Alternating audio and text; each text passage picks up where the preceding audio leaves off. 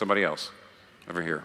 I'm a Southern Baptist, and the idea of catechism is a pretty new idea to me. Okay. I do it with my children, but as far as teaching it at a church, could you maybe just go through what that would look like and how you would implement that to a church that's not currently doing it? Sure. Well, big subject.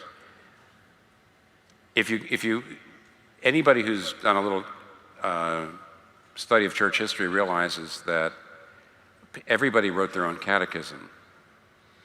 I've had some people say, why do we need a new catechism? And that's a little crazy, because basically catechism was the way in which you instructed people. So if you're a pastor, you tended to write your own catechism anyway. You didn't rely on other catechisms.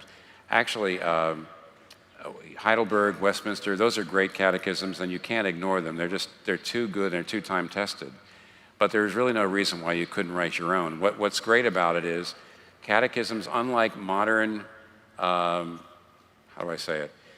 evangelicals do Bible study, which is great. I think I mentioned this yesterday when I was being interviewed with Colin. John Calvin, as important as it was for him to get right through the Bible, right? He just studied right through biblical books.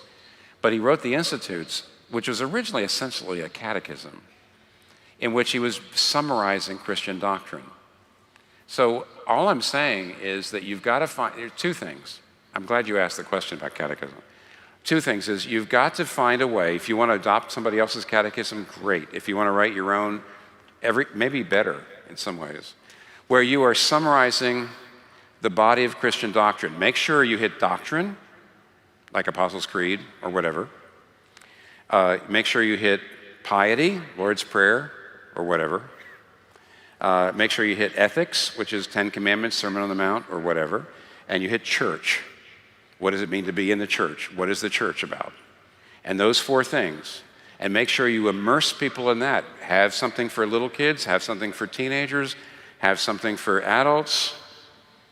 I'm just saying we tend in the evangelical church to let people study the Bible, but we stay away from doctrine. We stay away from summaries of what the Bible teaches.